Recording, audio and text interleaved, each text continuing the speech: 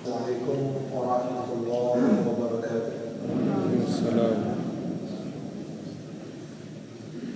Innal hamdalillah nahmaduhu wa nasta'inuhu wa nastaghfiruh wa na'udzu billahi min shururi anfusina wa min sayyiati a'malina. Man yahdihillahu fala mudilla lahu wa man yudlil fala hadiya lahu. Ashhadu an la ilaha illallah wahdahu la sharika lahu wa ashhadu anna Muhammadan 'abduhu wa rasuluhu la nabiyya ba'dahu. Allahumma salli wa sallim wa barik ala Muhammad wa ala alihi wa sahbihi wa man tabi'ahu bi ihsan ila yaumiddin, amma ba'd. Bapak-bapak, ibu, kaum muslimin, kaum muslimat rahimakumullah. Puji dan syukur kepada Allah Subhanahu wa taala yang masih memberikan pada kita iman serta Islam. Kemudian salawat dengan salam kepada junjungan kita Nabi Muhammad sallallahu alaihi wasallam. Kaum muslimin, kaum muslimat, hadirin dan hadirat rahimakumullah. Untuk beberapa pertemuan ke depan kita membahas masalah kurban. Bicara masalah kurban tidak akan lepas dari surah Al-Hajj ayat 28 kemudian ayat yang ke-34. Allah telah berfirman, A'udzu billahi minasyaitonir rajim.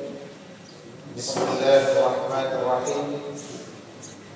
Liyashhadu manafi'a lahum wa yadhkuru ismallahi fi ayyamin ma'lumat 'ala ma razaqahum min bahimatil an'am. فَكُلُوا مِنْهَا وَأَطْعِمُوا الْبَائِسَ الْفَقِيرَ. Sadaqallahul azim.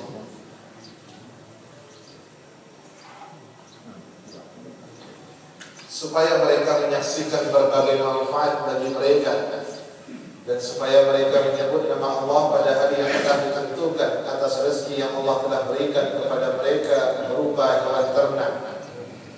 Maka makanlah sebahagian daripadanya dan sebagian lagi berikanlah untuk dimakan orang-orang yang kesulitan dan lagi fakir. Di dalam ayat ini Allah perintahkan untuk memakan apa yang kita sembelih tersebut. Kemudian bagian yang lain disuruh untuk disedekahkan. Ada juga nantinya menghadiahkannya, karena yang dia beri adalah orang kaya. Nah, kalau yang dia beri orang miskin, maka itu sebagai sedekah untuknya. Di samping dia memakan daging kurban untuk mengambil berkahnya, daging tersebut juga bisa membantu untuk memenuhi kebutuhan pokoknya. Kemudian dalam ayat 34 dalam surat yang sama, walikulli ummatin ja'alna mansaka liyadhkuru ismallahi 'ala ma razaqahum min bahimatil an'am fa ilahukum ilahu wahid falahu aslimu wa basyiril mukhbitin. Dan bagi tiap-tiap umat telah kami syariatkan penyembelihan supaya mereka menyebut nama Allah terhadap hewan ternak yang telah direzekikan Allah kepada mereka. Maka Allah ialah Tuhan yang Maha Esa, karena itu berserah dirilah kamu kepadanya dan berilah kabar gembira kepada orang-orang yang tunduk dan patuh kepada Allah Subhanahu wa taala.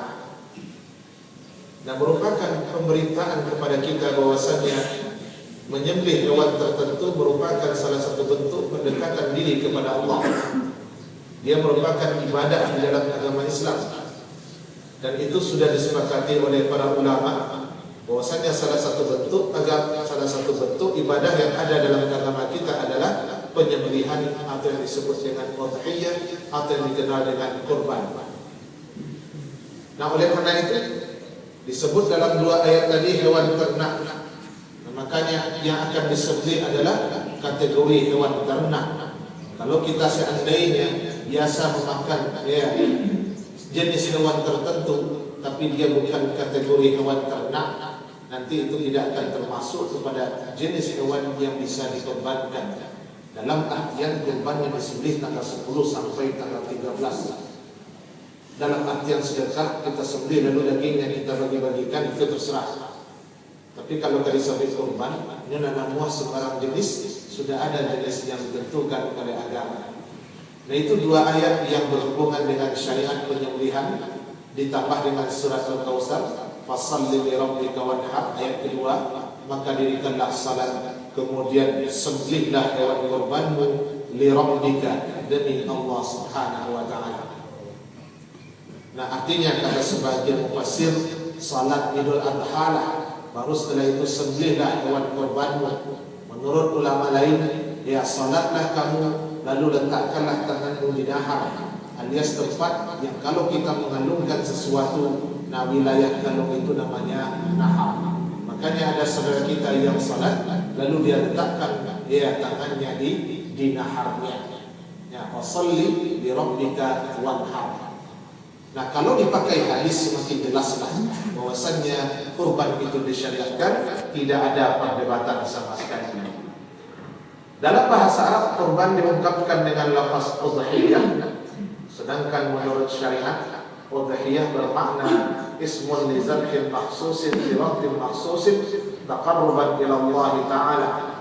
Kurban atau udhiyah adalah nama untuk hewan yang disembelih pada waktu tertentu dengan tujuan mendekatkan diri kepada Allah Subhanahu wa taala.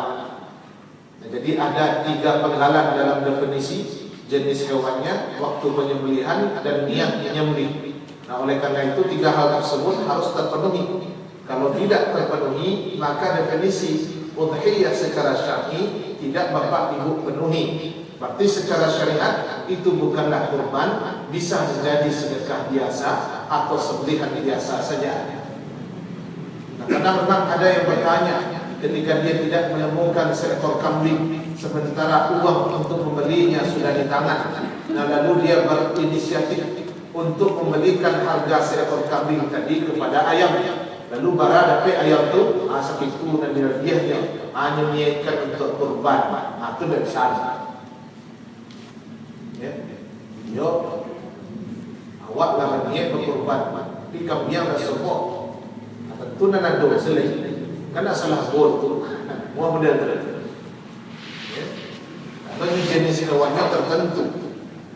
Nah, tertentu itu disebutkan dalam hadis, mulai dari unta, kemudian ya sapi atau yang sejenisnya, kerbau bisa, kemudian kambing atau yang sejenisnya, domba. Nah, itulah jenis-jenis yang semuanya adalah kategori hewan ternak. Mungkin ada juga yang bertanya bison. Nah, bison itu apa itu Ustaz? Dia mirip-mirip sapi juga. Nah, tapi tidak dikategorikan dia bahimatil an'am, hewan ternak.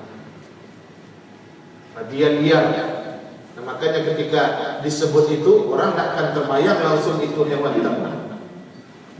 Jadi kalau disebut nama unta, sapi, kambing, orang langsung yang terbayang dalam pikirannya adalah itu adalah hewan ternak. Nah, jadi jangan di luar itu. Ya, apakah sapi lebih baik, unta lebih baik, kambing lebih baik? Itu orang dah sepakat. Ya, karena kalau dicari dari kualitas daging, orang cari kambing. Kalau dicari dari banyak dagingnya, kuantitasnya, rancaklah untuk, rancaklah kabau. Tapi kalau dicari dari orang yang memakannya, giginya goyang atau tidak goyang, itulah yang rancak dia. Itulah perlu dalam-dalam dari situ.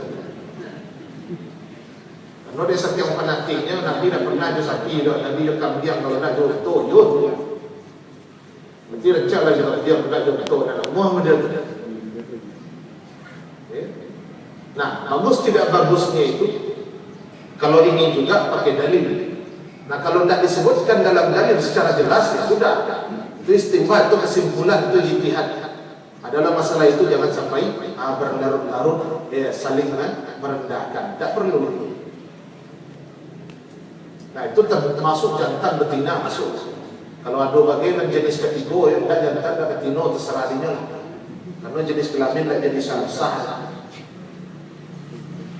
Nah, kalau ada anjuran dari Departemen Peternakan, sudahlah, itu anjuran saja. Kalau terima atau tidak, terserah dia waktu. Ya, rencana jantan, baru itu kalau betina juga kalau kembang, itu terserah. Tapi kalau jantan, kalau betina, dah sah akan ada buah. Nah, kemudian waktu penyembelihan, alai kami yang nak dicari, alai nenggap tu ada pilinya. Orang sebelum selesai solat lain, kita ada biar. Itu nak kurban namanya. Itu sedekah biasa namanya. Kalau misalnya mendapatkan seekor kambing yang belia, maka diperintahkan untuk mencari seekor kambing kembali, lalu menyembelih sesudah salat hari raya selesai dilaksanakan. Jadi waktunya sesudah salat tanggal 10 sampai nanti tanggal 13. Kalau bisa setiap hari itu kita menyembelih, karena hari-hari itu disebut hari-hari nahar, hari-hari untuk menyembelih. Tapi karena sudah jadi kebiasaan di daerah kita, dia serentak menyembelih hari pertama atau hari kedua. Nah, kau disiasatilah isi kampung tu. Aduh lima balik kampung mendabiak. Ya, hari pertama tanggal 10 lima tempek dulu. Tanggal 11 lima tempek dulu. Tanggal 2 balik lima tempek dulu. Sehingga lebih lama terasa hari raya. Karena hari raya Idul Adha itulah hari raya yang besar bagi kaum muslimin. Berbeda dengan kita yang terasa raya itu Idul Fitri sampai sebulan.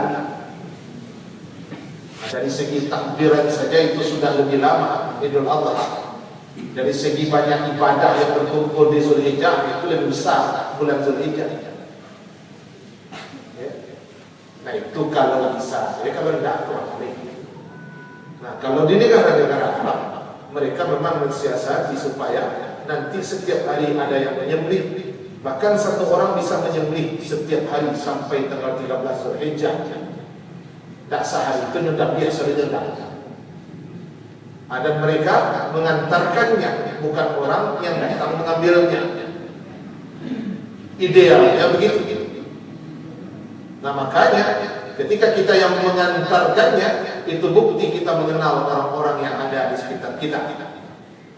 Itu bukti kita kenal siapa di antara mereka yang miskin yang kita kasih sedekah, siapa di antaranya yang kita kasih hadiah, itu bisa. Dan itu lebih menjaga kehormatan orang-orang yang kita beri, tanpa mereka harus berdesak-desakan, ya, main dorong-dorongan, berebutan dan lain sebagainya. Itu idealnya, dan kami yakin itu sebenarnya bisa kita lakukan. Ya. Nah, jadi 3 unsur itu harus terpenuhi supaya apa yang Bapak Ibu lakukan berhak disebut sebagai udhiyah yang syar'i. Nah, niatnya semata-mata hanya untuk mendekatkan diri kepada Allah Subhanahu wa taala. Nah, niat sudah sering dijelaskan, jadi tidak perlu lagi. Nah, dan kita ingatkan, di dalam ayat tadi kan dikatakan, "Fakulu minha", makanlah olehmu sebahagiannya. Allah yang perintahkan orang yang berkorban itu memakannya. Janganlah sampai keluar kata-kata, kalau satu anggota korban, satu orang makan daging korban, anca-anci saya berkorban, ya karena niatnya tidak ikhlas lagi, niatnya untuk makan daging korban, atau orang yang sombong. Percuma berkorban kalau satu orang makan daging korban. Yang salahnya sedangkan seluruhnya, datuk beli daging ke pasar, tu masak surang. Mana semua daging di pasar juga daging korban. Daging di pasar tu entah apa asal belinya tahu. Dan yang di pasar itu kilo saya tidak lihat, jadi siasat Nabi habis satu. Tapi kalau korban yang sembarang-sembarang Nabi. Jangan memodal bagak pacik pisau kalau mencari darah, ini sudah suruh anak nambuan. Korban itu bukan kebiasaan. Kalau dalam pemahaman awak korban itu kebiasaan, itu mah nyokorbankan saja dengan cara-cara yang menurut sekandati dan kelamaan dia. Dia tahu dia orang, ceknya, itulah kebiasaan. Kurban itu bukan kebiasaan. Dia ibadah sebagaimana ibadah lain yang punya dalil, yang punya tata cara pelaksanaan. Ini serba salat yang ada waktunya, yang ada tata caranya, ada salatnya, ada rukunnya. Aku anggap sebagai kebiasaan. Sehingga atur ba'an dan menurut musyawarahnya. Sepakai model kesepakatannya melanggar apa yang dilarang oleh Allah Subhanahu wa taala. Jadi sunnahnya orang yang berkurban satu makan. Makanya inti dari kurban bukanlah untuk bagi makan orang miskin, tapi yang lebih pertama untuk bagi berkahnya, kemudian baru bagi makan orang miskin, memenuhi kebutuhan pokok dan lain sebagainya. Makanya aku wali kota, aku presiden, menteri, bagai mulia makan daging kurban untuk mengambil berkah dari hewan yang dia sembelih untuk mendekatkan dirinya kepada Allah Subhanahu wa taala. Ya kau selesai sediam biarnya alhamdulillah lah. Anak salah biarnya inyo sedekahkan. Doa. Nah, hadis pertama tentang masalah kurban itu tentang bulan Zulhijjah. Secara tidak langsung masuk di dalamnya kurban. An Ibn Abbas radhiyallahu anhu qala qala Rasulullah sallallahu alaihi wasallam ma min ayyamin al-'amalu as-salihu fiha ahabbu ila Allah azza wa jalla min hadhihi al-ayyam yani ayyam al-'ashr. Qalu ya Rasulullah wala al-jihad fi sabilillah qala wala al-jihad fi sabilillah illa rajulun kharaja min nafsihi wa malihi thumma lam yarji' bi syai'in min zalika. Hadis dari Imam Al-Bukhari. Dari Abdullah bin Abbas radhiyallahu anhu, beliau berkata, telah bersabda Rasulullah sallallahu alaihi wasallam, tidak ada amalan pada hari-hari lain yang lebih utama daripada 10 hari ini. Mereka menjawab, tidakkah jihad lebih utama? Beliau bersabda, bukan pula jihad, kecuali orang yang keluar dengan mempertaruhkan jiwa dan hartanya, lalu ia tidak kembali dengan sesuatu pun, artinya dia gugur di medan pertempuran. Nah, kalau itu, maka dibanding dengan amal saleh di 10 awal, maka itu lebih baik baginya. Dia sebenarnya jihad itu kan masuk amal saleh itu. Hadis sabda Nabi, amal saleh pada 10 awal Zulhijjah lebih Allah cintai dibanding beribadah di hari-hari yang lain. Nah, lebih dicintai atau lebih utama tu bara angkonya wallahu alam, nan jalehnya lebih rajak lebih Allah cintai.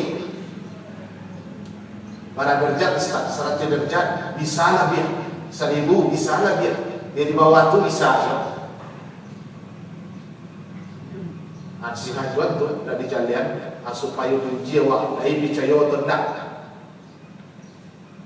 Ya. Jadi ketika ada kalimat ahabbu ila Allah azza wa jalla, itu lebih Allah cintai. Ya, cinta Allah kepada hamba pun dah cukup itu. Kalau Allah dah cinta kepada seorang hamba, ya sudah, ada minta itu. Jangan jadi kebiasaan menghitung-hitung bentuk, menghitung kalkulator. Sedekah 1000 kali 700 kalau 100.000 7 juta aja pun jadi itu deh.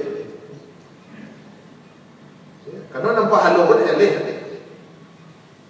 Kalau dulu orang kan dinyosa menjadi dah leh lenyo dia lah tu. Ada model tu. Mari kita hadiahkan pahala orang baca. Dinyosa tentu lebih. Nanya dia kurang. Malah Pak Ibu kebahagiaan dan Pak Ibu saya nak tentu ni kena pek tu tidak. Kecuali dia bawa itu ke dalam doa, tidak lain cerita. Ya, kalau bahasa bahagia, kalau bantu dan punya awak bagian ke orang, apa model itu? Ya. Nah kini yang perlu digarisbawahi adalah yang disebut oleh Nabi amal soleh, tidak puasa saja, tidak zikir saja, tidak sedekah saja. Semua amal soleh tercakuplah dalam hadis ini. Ibu ke puasa, pakailah hadis. Puasa bagian dari amal soleh. Bapak kemampuan banyak berzikir, sudah. Membaca Al-Quran, khatamaian, sudah, silakan. 10 hari, 3 juz sehari. Tanggal 10 tamai khatam awak, ada masalah ada. Nah, jadi tidak dikhususkan puasa saja sebagaimana yang biasa didangan. Nah, adapun hadis-hadis yang menyebutkan puasa 10 itu, ya sehari saya puasa nilainya sama ada puasa setahun. Ya, salat malam di 10 awal Zulhijjah itu nilainya sama dengan salat malam di malam Lailatul Qadar. Itu tidak benar sahih hadis ini. Jangan kanan sahih dan hasan senang. Tinggal awak baca kena cik mencakup semua amal saleh. Maka ambillah anan ketujuh dan sesuai dengan kemampuan kepada ibu. Khuzu minal amali ma tutiqunahu, ambillah amalan yang kamu mampu melakukannya. Tentu amalan-amalan yang sifatnya kita bisa memilih, bukan amalan yang wajib. Nah, termasuklah di sana ya, puasa apa, ya, berkurban, salat hari raya, ibadah haji. Makanya Zulhijjah itu hari raya kadang, karena berkumpul ibadah-ibadah di dalamnya yang di bulan-bulan lain tidak berkumpul ibadah itu dah. Nah, sampai-sampai ada ulama yang memadiamkan mana rancak 10 akhir Ramadan, 10 awal Zulhijjah. Sebagian menguatkan 10 akhir Ramadan itu lebih baik karena ada malam Lailatul Qadar. Yang lain menguatkan 10 awal Zulhijjah karena amalan-amalan banyak berkumpul di hari-hari itu. Terserahlah. Nah, jadi 10 akhir Ramadan buat rajin beribadah, 10 awal Zulhijjah rajin buat beribadah. Tapi dengan kedua-duanya kena perlu yang bodoh itu. Itu untuk informasi saja. Kalau orang tak sepakat, bukan berarti awak kerugi, tak. Beruntunglah. Kau ada nak mengecen 10 akhir yang lebih rancak, ia lebih padat. 10 awal rancak, buat lebih padat. Bisa dapat kedua ini. Nah, kemudian An Abi Hurairah qala Rasulullah sallallahu alaihi wasallam, "Man wajada sa'atan falam yudhi fala yaqrabanna musallana." Siapa yang memiliki kemampuan namun dia tidak berkorban, maka jangan sekali-kali dia mendekati tempat salat kami. Nah, siapa yang mendapatkan kemampuan atau mendapatkan kelapangan rezeki. Kelapangan rezeki ini maksudnya apa? Orang yang punya kemampuan untuk memiliki harga kurban. Minimal kurban itu seekor kambing. Bisanya dapat harga seekor kambing. Berapa dia seekor sapi rencak banyak. Seekor untu apa lain. Dia kok 10 ekor sapinya, ya sudah, saja ikut sapi saja. Ya, dia banyak sapinya. Nah, kini pertanyaannya, orang nak mampu tapi nak namuah setoa. Kecil Nabi dan dakik-dakik sampai kami salat. Salat apa? Salat hari raya. Kan musalla yang dipakai. Kalau salat fardu tentu masjid yang dipakai. Nah, jadi musalla itu di luar masjid. Masjid itu fungsi utama untuk salat fardu berjamaah. Musalla itu tampil orang salat raya, salat istisqa. Masuk kalau banyak ini siap-siap. Allah musalla itu. Bukan musalla yang ketek ngenek itu maksudnya. Tapi dasar orang Indonesia atau dia bahasa Arab, ini jadian bahasanya. Ini nyebut pengertian sendiri. Kacau jadi itu. Dalam kamus besar bahasa Indonesia, masjid itu adalah tempat ibadah umat Islam yang dilaksanakan salat Jumat. Berarti musalla nak masjid tidak? Berarti musalla tidak ada tahiyatul masjid. Anak ketek-ketek itu tak ada tahiyatul masjid tadi. Dan surau-surau tak ada tahiyatul masjid. Kalau apa ibu pakai itu definisi kamus tadi itu. Untuk masalah itu campak ada kamus itu. Jadi pakai itu. Kalau dipakai, kacau lah. Salman itu definisi jilbab. Jilbab di orang awak menutup kepala. Jilbab itu tidak yang menutup kepala. Jilbab itu bahasa apa? Bahasa Sanskerta. Tidak. Itu bahasa Arab dan diadopsi di bahasa Indonesia. Artinya baju panjang dari liye sampai kaki, gamis itu dan jilbab.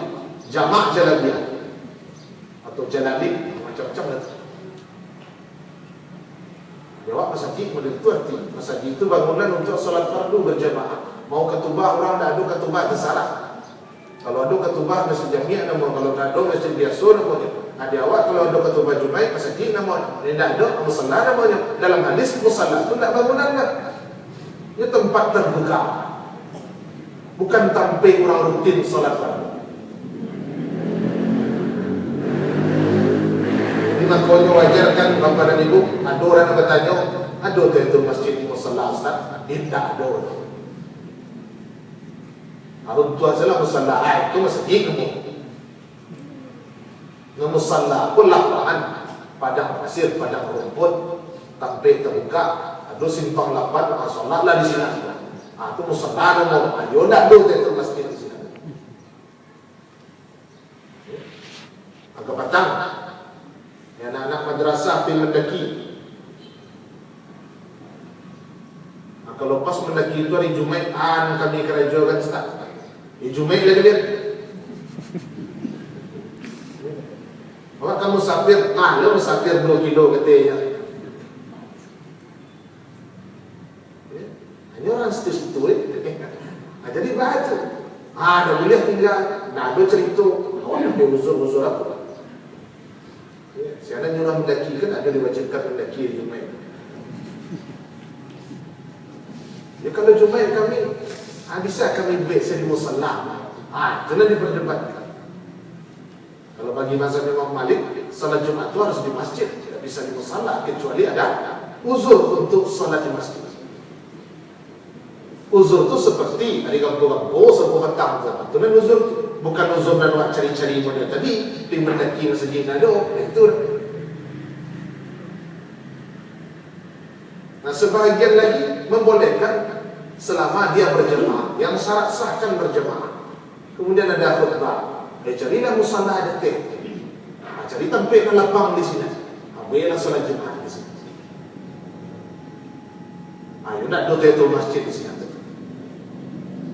Itu nak kami makasih kalau ada nak bertanya, ada saya itu masjid itu musalla? Nah, ada. Musalla dia bukan menurut kamus bahasa Indonesia. Di musalla menurut hadis. Nah, kini kecil Nabi jangan dakik ke tempat kami salat. Itu gara-gara Nabi itu nak dulu gara-gara kok karir ayah rupanya apa aja ibu lebih dari itu bekerja kecil Nabi jangan sekali-sekali pakai nun taukid yaqrabanna dak fala yaqrabanna ya pakai banna kalau ada waksa baca banna itu jadi kira-kira nah kini nyobain itu itu lebih daripada mendaki. Jangan mendaki, hanya ngomong sini. Adekku lah makanya ulama Hanafiyah dan Malikiyah mengecek kurban itu wajib hukumnya bagi dan mampu. Buktinya kalau nyoba kurbannya mampu dicela oleh Nabi. Ada ancaman. Kalau ada perbuatan yang tinggalkan diancam Allah. Maka itu menandakan perbuatan tersebut wajib dilaksanakan. Orang yang meninggalkan dan sunat tidak berhak dapat celaan. Allah sendiri nak mencelaannya. Nah, kini tiba-tiba ada orang yang meninggalkan dan sunat, awak satu-satu lo mencela. Nah, ketika mencela itu seolah-olah dan ditinggal orang itu nak wajib. Nah, ketika mencela itu awak lah mengecehan, dia nak sunat betul, itulah wajib tu. Nah, dia mau mengecek tu wajib tu sunat. Nah, kalau itu memang mencela. Nah, oleh karena itu penting Bapak Ibu tahu masuk sa'ah waktu atau tidak. Bapak Ibu masuk kampung atau tidak? Kalau kini ada hadir 100 orang, awak sendiri kita biar. Ya. Mampu Bapak Ibu atau tidak? Tak tahu Ustaz. Awak situ. Tempat tamu mampu tu, kini dah mampu. Abang bisa macam tu. Gaji tempat tamu kadang, yo tahun kini tambah kadang, abang dah mampu ini. Ada orang yang lucu standar. Lain terbalik dapat motor nak. Lain itu mampu tu. Standar dari mana? Nak kena lihat dari Nabi standar pakai motor, motor madu dulu. Nah, dari mana Bapak Ibu tahu termasuk kategori mampu atau tidak? Orang yang disuruh kurban itu orang yang mampu. Baik orang yang mengecan wajib maupun sunnah muakkadah. Dia sepakai yang di sunnah muakkadah kan orang yang mampu, dan diwajibkan orang yang mampu. Nah, kini mampu atau tidak?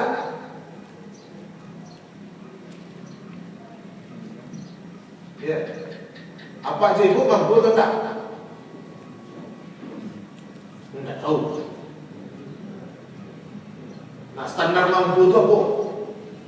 Sehingga bisa awak tunjuk itu engkau mampu bila nak muat, hati-hati lah. Nah, mampunya pun dah sepakai tak? Bagi nak mengecan wajib, ya, standar mampunya tinggi. Wajar dibuatnya wajib karena tinggi standarnya. Jarang orang bisa mencapai ini. Kalau standar bukan capai, ayo keterlaluan kalau nak mau kurban. Keterlaluan benar. Jadi wajar sekali dicari wajib. Anak mengecek hukumnya sunat, standar rendah. Tak wajib kan? Jadi seimbang lah. Dan mengecek wajib standarnya tak rendah, tinggi. Namanya jalan sunat, standarnya tinggi, rendah. Nah, apa standarnya? Kalau Hanabilah dan Hanafiyah, dia punya senisab, dia kiaskan je saja. Punya harta tersimpan dan pengguna lebih dari kebutuhan pokok, al-kharij anil hajah, seharaku 85 gram amik atau 30 gram amik jawab. Nah, harta itu dah dibutuhkan lagi untuk kebutuhan pokok selama setahun. Tak nak buah yang berkorban tu, ayat patri itu akan diancam. Karena harta dah sebanyak tu, kalau dibawa nak korban 2 juta ya. Dan aturan lah sesuai dua aturan tidak nak buah aja. Awak khawatir dia berhak tapi celaan Nabi fala yaqrabanna musalla. Kalau mazhab Imam Malik lebih rendah lagi. Siapa punya harga korban 2 juta 500, harga korban kini hanya punya piti 3 juta. Dalam setahun piti guna kita pakai kalau kau memang piti di luar kebutuhan pokok. Kau piti tak murni, piti balabir, murni balabir. Kebutuhan pokok dah dipenuhi dari dana yang lain. Itu mampu berkorban namanya. Jangan kena-kena kata kami salat kalau mampu tapi nak. Standar dalam biar dalai syafi'iyah. Jangan kayu ambil hari tanggal 10 sampai 3 balik. Tanggal 9 Zulhijjah dah ada piti ya. Tanggal 10 ada kiriman yang piti 10 juta. Untuk tanggal 10 sampai tanggal 3 balik, yang butuh piti 500 ribu atau 1 juta. Kalau dia 9 juta, dia ragu seekor korban dapat ini. Dia termasuk mampu berkorban itu. Walaupun tak dalam balik, ada 2 piti yang lain. Kesaralah dan pentingnya kayu sampai hari. Nah, tahun yang paling murah meriah. Siapa dapat piti sarago seekor kambing, walaupun dengan berhutang. Ini termasuk mampu berhutang, mampu berkorban ya. Berhutang di siku bukan artinya kulkas dah berhutang, sofa dah berhutang, lemari dah berhutang, atau kambing juga berhutang. Itu makasih dah. Pitiwak di tangan orang.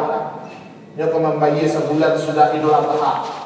Anak tanggung-tangguan akan dibayar jatuh tempohnya tu. Puluhan juta dibayarnya kawak.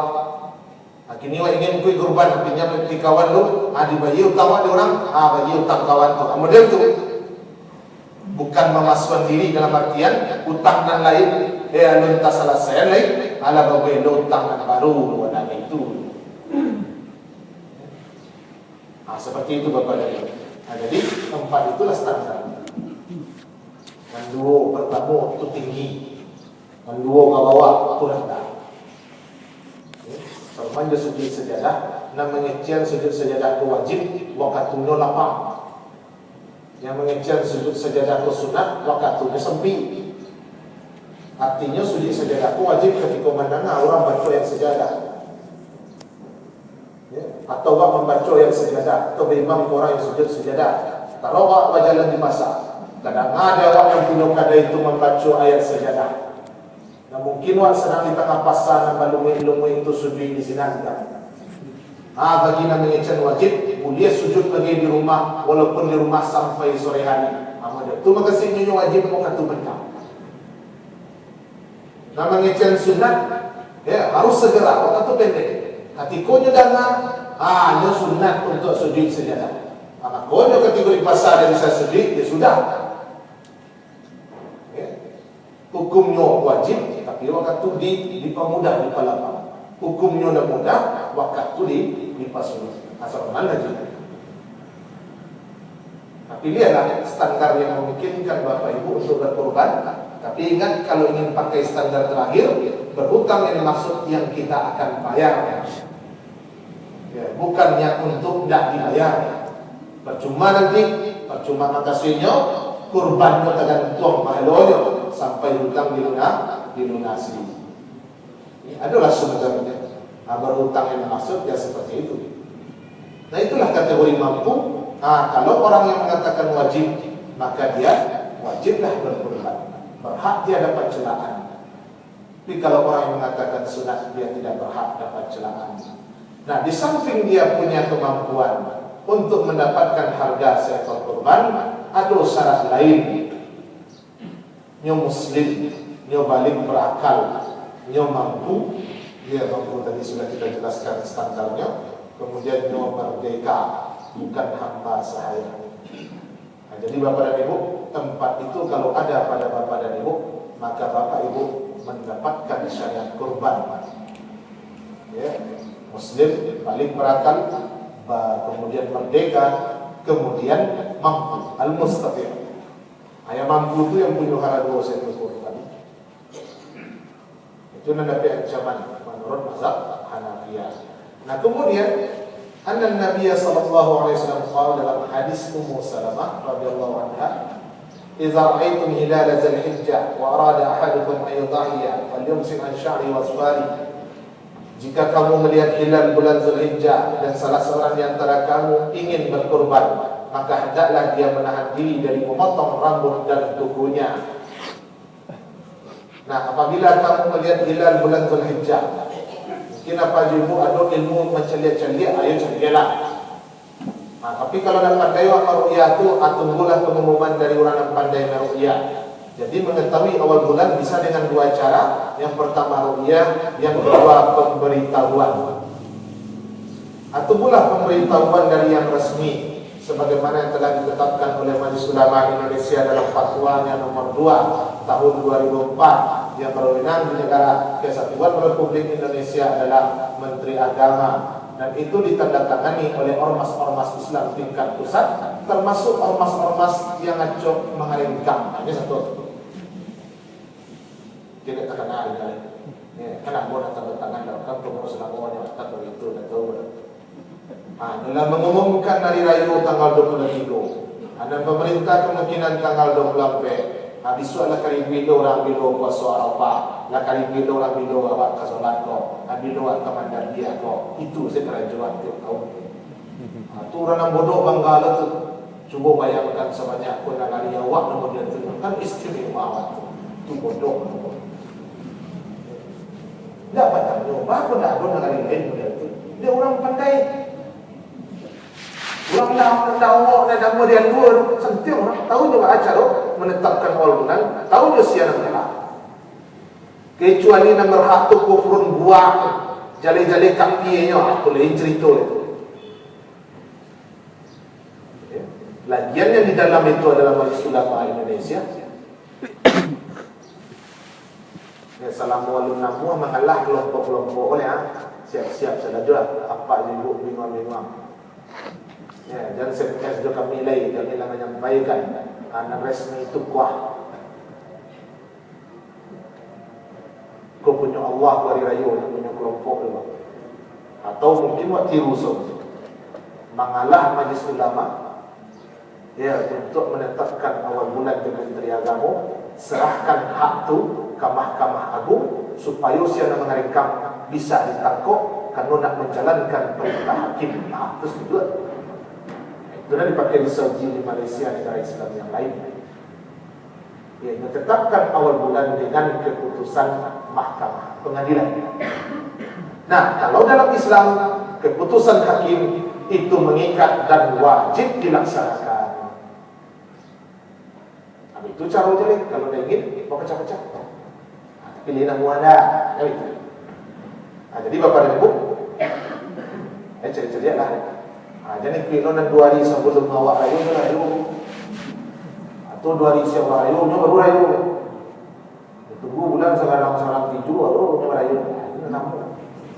Itu tak boleh sebenarnya. Itu harus disalah. Cuma dia ingin nak menggembar-gembar kan itu sudah.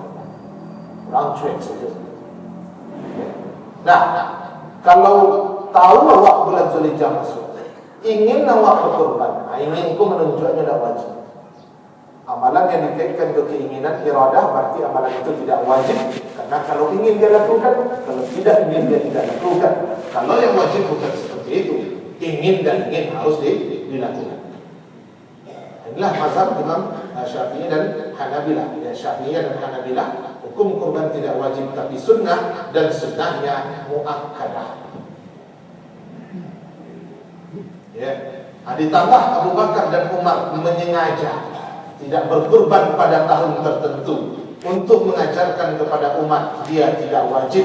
Komah tidak wajibnya kami tinggalkan tahun ini. Kalau ada apa ibu nan rutin sujud tilawah pagi Jumat, lalu ada imam dan meninggalkan sujud tilawah pagi Jumat, kalau Nabi menganjurkan baca ayat sajadah pagi Jumat tu, baca surah Al-Insan rakaat kedua. Ditinggalnya tu, tujuannya menyingajo tu supaya orang-orang yang salah faham dan menyangkanya harus di kerajaan. Kini sadarlah kalian, nyo dah harus di kerajaan do, nyo sunatnya, buktinya kok mah ambo tinggal gini mah. Orang yang niatnya model itu meninggalkan amalan itu sunnah, dia mengarajuannya sunnah juga. Sudah dulu. Ya. Tapi kalau ada orang yang tidak berkorban, banyak korban pak. Kan tak berdosa. Ya sunnahnya, itu tak sunnah. Itu pemalih namun. Bukan pilih namun. Nah supaya orang yang salah faham doa siap solat fardu itu tidak wajib. Ya, assalamualaikum, assalamualaikum. Tabangnya ni, sudah. Tabang imam dia. Heran aku sekali kalau imam mana aku ni. Kasihnya tu. Hanya ingin majayawa, tunda kewajiban do, kebuktinya ditinggalnya. Kalau dia wajib, boleh tinggal. Jadi kalau apa ibu meninggalkan amalan untuk membuktikan dia tidak wajib, itu sunnah. Ya, bapak ibu mengamalkan itu sunnah. Tapi meninggalkan karena malas itu tidak sunnah. Meninggalkan dengan alasan kan tidak berdosa, itu tidak. Ya. Itu yang dilakukan oleh Abu Bakar dan Umar radhiyallahu anhu. Ya, jadi dikaitkan dengan keinginan, itu dasar ulama yang mengatakan hukumnya sunnah, sunnahnya muakkadah, bukan sunnah kifayah. Kalau sunnah kifayah, ada orang mengajarkan surah, tapi untuk keluarganya bagi yang lain, tidak. Karena ada memang yang berkesimpulan seperti itu. Kalau dalam satu keluarga sudah ada yang ikut korban, maka bagi anggota keluarga yang lain tidak perlu ikut. Itu sunnah kifayah, itu sunnah muakkadah. Dan sunnah muakkadah, serupa salat 2 rakaat sesudah isya. Apa ibu pergi ke masjid berkeluarga, suami awak surang, awak surang, anak bertiga. Itu suami awak siap salat isya lah, salat rawatib sesudah isya aja. Ibu di belakang jangan ibu ada satu salat, baru itu apa kelas salat mengalami satu lagi. Itu sunnah kifayah nomor. Apa aja ibu? Suami isteri pergi ke masjid, jalan ke tiang menyuka awak, nampak dia awak suami awak lewat sedekah. Tu lewat ke tiang muka ibu, boleh sedekah ada. Alasan nak suami ibu kan ada. Anak mau macam tu. Ya. Dan suami ini sedekah padun tu aja. Dan ibu dia tak ada apa-apa. Kalau dan awak orang salat awak tutup. Ya, sunnah muakkadah itu berlaku untuk tiap yang individu, bukan per keluarga, tapi per individu. Jadi pilihan apa? Wajib, sunnah muakkadah atau sunnah kifayah, itu lebih menguatkan yang sunnah muakkadah. Dengan alasan yang sudah kita jelaskan. Nah, Bapak Ibu tahu di lo 1 Zulhijjah. Kemudian Bapak Ibu ingin berkorban, maka Nabi katakan, tahanlah diri engkau dari rambut dan kuku. Dia menahan diri dari memotong rambut dan kukunya. Nya di situ, ya, kembali kepada orang yang berkeinginan berkorban. Nya di situ tak balik ke korban lo. Ya, kalau balik ke korban kacau bego. Siapa ingin berkorban, tahanlah dirinya dari memotong rambut dan kukunya. Kuku siap, kuku hewan korban, anak tak itu dah. Tak jual ada, dia potong kuku kamu yang anak tua. Kuku awak. Kalau bagi mazhab Imam Ahmad, haram tu. Jadi dan di tipi-tipi dan ada kini itu, jangan tak gelejek kalau kesimpulan orang di sini tu haram potong kuku, haram potong rambut. Itu memang mazhab di sini tu. TV-TV itu biasanya dia donaturnya orang Sinan. Dia mazhab Hambali, mazhab Razni. Itulah yang dipakai. Anak pranolo mengecek macam-macam dah. Biasalah tu informasi baru dan awak dah tahu kok. Tapi mayoritas ulama mengikat hukumnya dah haram. Karena dalam riwayat Aisyah, ya, Nabi mengirimkan hewan kurbannya dari Madinah dan Nabi tidak melarang bagi orang yang berkurban, sarupo dan dilarang bagi orang yang berihram. Bagi orang yang mengikat haram potong kuku, potong rambut, hikmahnya adalah nyusah mojo orang berihram. Orang yang mengatakan hukumnya tidak haram tapi makruh, ya, dengan beralasan orang ihram je orang yang berkurban tidak sama. Jadi Nabi kata Aisyah tak melarang orang yang berkurban, tak melarang mana, tak melarang serta dilarangnya orang berihram. Jadi yang awalnya jadi haram lah, turun derajatnya jadi makruh. Anak makruh ke bapak dan ibu, kalau ada keperluan, nyo nak makruh lagi, nyo jadi mubah lah. Ya, la makruh indal hajat atau mal hajat. Tak ada istilah makruh lagi ketika ada hajat. Ketika bapa dan ibu butuh memotong kuku tadi, aku butuh potonglah. Alasan wah, dia awak punya anak ketek, tapi awak kuku panjang, dagingnya masih lunak, ya dukunya dan lain sebagainya. Kalau itu alasan, maka hukumnya tidak makruh lain, tapi berubah jadi mubah. Ya, itu contohnya.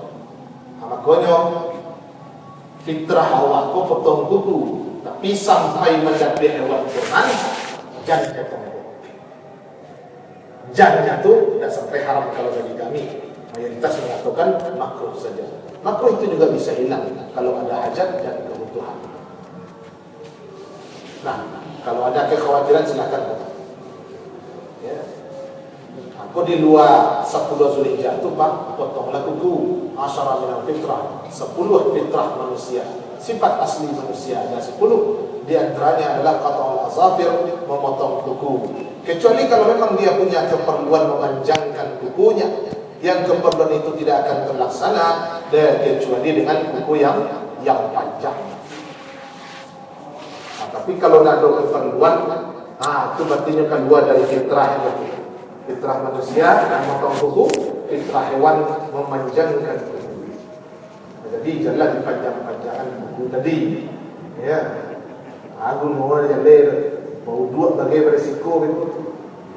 Yang mengendong anak ketik luku begitu. Mereka turun wak, ya istilahnya kami menyentuh atau meraba pipi suami wak, karena menjejak pipi mereka. Apa layu kerajut? Ya bagi kami itu lo sejak kami start. Ada adonan lain ada pisau dan warna kena keluar. Kalau ada kuku akan langsung dimainkan. Itu tidak manusia ada. Dan senjata kuku itu manusia ada. Jadi Bapak dan Ibu, itulah hadis yang menjadi dasar hukumnya sunnah muakkadah. Sunnah muakkadah itu berlaku bagi setiap individu. Suami bapa, suami ibu Islam Muslim ya, balik berakal, merdeka dan dia mampu. Ibu juga begitu. Memenuhi 4 itu. Anak kita juga begitu, memenuhi yang 4 itu. Ya sunnah muakkadah bagi ketiga.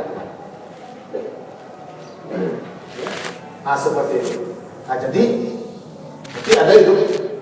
Tapi itu satu lu korban ya baru. Apa tuh? Asal orang hari raya satu rayo, orang puasanya satu puasa, orang bazakatnya satu bazakat. Di seorang berkorban dia satu berkorban. Jangan dibaca-baca berkorban. Ya. Karena nak dapat perintah korban, dia orang Muslim. Dia tak piye. Kemudian dia digonsor yang mesti dipenuhi dalam korban. Niat mencari ridha Allah, beriman kepada Allah tidak apa. Lo kena pilih ridha Allah. Tapi ini itu bagian dari perang pemikiran supaya orang awam kau terkecoh. Orang awam terkecoh sehingga orang awam beranggapan, ya, tu orang kafir satu korban. Awak dari Islam sudah satu korban. Akhirnya ada kesimpulan, tidak salah pun orang kafir itu keluar. Itu kesimpulan. Kalau orang kafir, ada korupsi. Kalau orang Muslim korupsi, kesimpulannya. Tak salah pun orang Islam pelok. Kalau yang lain mengikat orang punya nama masalah, nama ada. Tapi kalau orang awam pun agama nama masalah ini. Mana rancak menteri nama tato buka tenda tapi tak korupsi, melawan mafia, daripada nama jilbab tapi masuk penjara. Mana rancak? Mana rancak? Apa bodoh-bodoh orang. Sejak di dulu agama mengicik. Kapir lain kau, kapir jadi korban. Madu. Jadi orang Muslim lain kau, tak perlu korban. Madu. Siapa buka tenda boleh, silakan. Tapi elok perangai. Madu. Siapa nanti auratnya, silakan nak kau berzina sekali sama anak. Dia nyelai tuti auratnya. Madu nama itu. Habis ujung-ujungnya nampak ini orang kafir. Ini bisa amalan Islam. Ujung-ujungnya orang awam tu nyo puaso, awak puaso nyo puaso, awak barayo nyo datang, awak bayar zakat nyo satolo, awak berkorban nyo satolo, habis tu diajak nyo mari rayo nyo. Satu lebih bedah sampai kami kecawak jadi. Bagus itu. Nah, buruaklah diri kau terasa kalau awak mulak. Jahit awak asal. Tak toleransi wala punya berkok.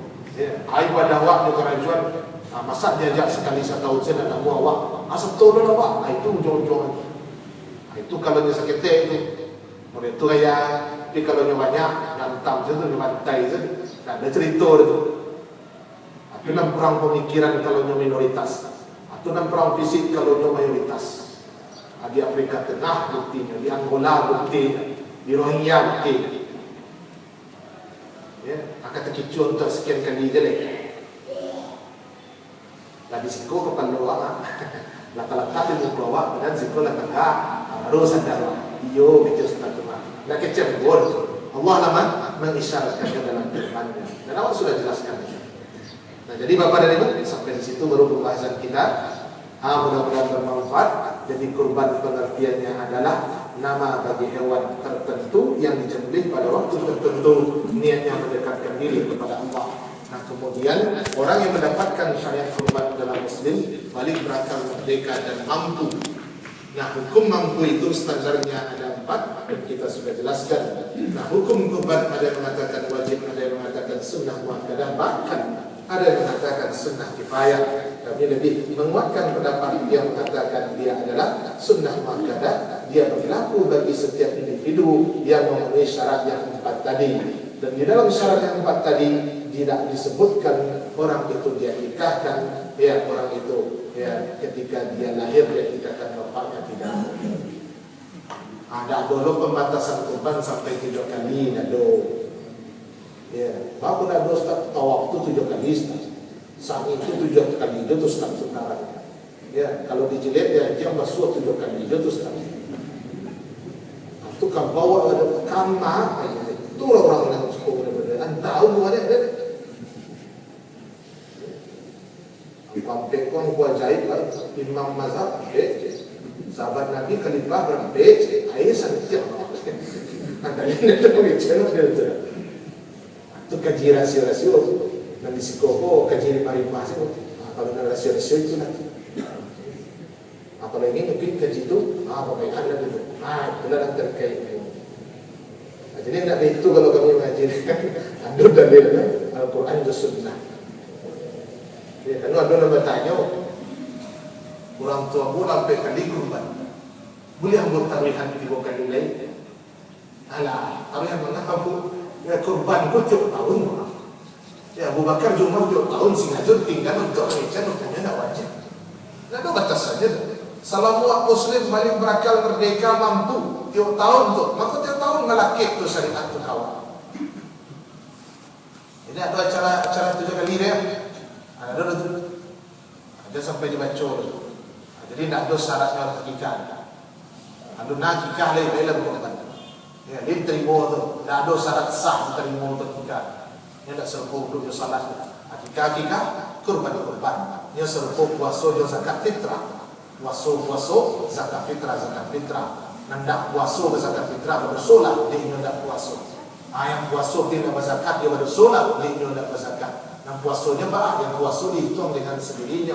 Karena ibadah yang berdiri independen, berdiri sendiri, tak berkait dalam artian syarat masuk dengan yang lain. Jadi tidak perlu ditambah-tambah. Kalau syarat itu harus tertera. dalam Al-Quran dan Sunnah. Astagfirullahaladzim. Wassalamualaikum warahmatullahi wabarakatuh.